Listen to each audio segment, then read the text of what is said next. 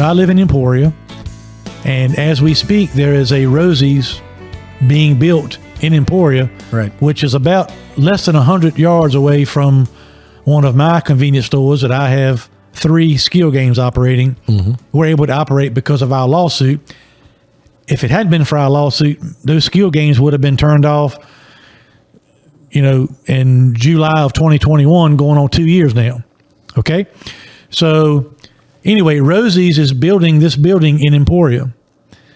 And we have learned through the course of our lawsuit that Rosie's and their investors and their lobbyists started out kind of behind the curtain, but ultimately had to come out front and admit to they were some of the people that were pushing Ralph Northam to sign that bill, SB 972, to ban skill games, to take revenue and business away from small businesses and give it to the casinos in the form of a monopoly. Correct. Is that okay? You're absolutely correct. So Rosie's was coming to Emporia, and they were, and still are, trying to, in my opinion, bulldoze their way into Emporia and other areas of the state, and to be damned with all the small businesses that will be collateral damage from a loss of revenue, loss of business, unlevel government, unlevel playing field.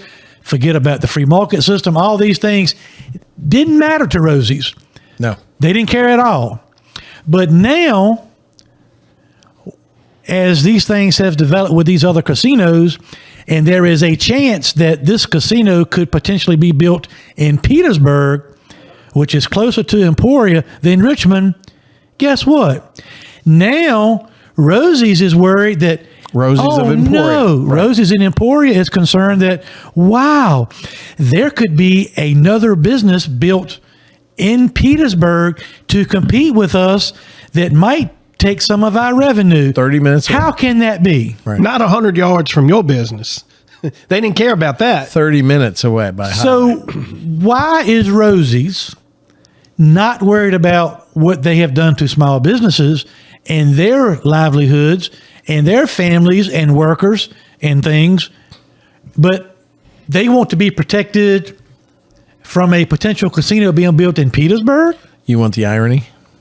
The irony of that is that Rosie's is now telling, and this is what you and I talked about in this podcast for a year, is that when you allow these casinos to plant the flag, then they start controlling local government and local business. And that's a part of the monopoly. That's a part of their strategy. What you saw here is, so Petersburg wants a casino to help revitalize their economy. Richmond voted it down. This is one of, remember, 6 places they can put a casino, so they want that referendum. They're just asking for the ability to allow their people to vote for it. But Rosie's, owned by Churchill Downs now, not Colonial Downs, Churchill Downs, which is a major casino operator, then has gotten all of the local government officials in your city, Emporia, calling up here at the General Assembly here in Richmond, demanding that they don't pass the Petersburg bill because it may cost Rosie's in Emporia, when they get set up, $2 million a year. Based on speculation, they even said, "Oh, it's found in the JLARC report." I've looked through that thing; I can't find it. And what they're basing their position in, and we're going to lose $2 million, which is tax revenue to Emporia, if there's a casino 30 minutes away. The irony is, Hermie, is that what they're trying to do, and the unions are trying to do, is to force, because the unions don't like the operator of what would be the casino there, because they fight and try to bust up the unions. They don't play along with them. Is they wanted to go back into Richmond. They want the casino back into Richmond. They think a second vote, the voters will vote it up, and they'll have that Richmond casino. But their argument that Emporia is making, that it's going to hurt Rosie's, because 30 minutes away by highway in Petersburg, there may be a casino, is destroyed by the fact that if you go with the casino in Richmond, there's an operating Rosie's here on Midlothian Turnpike. Right. Less than 30 minutes away. Mm-hmm. But that's their argument.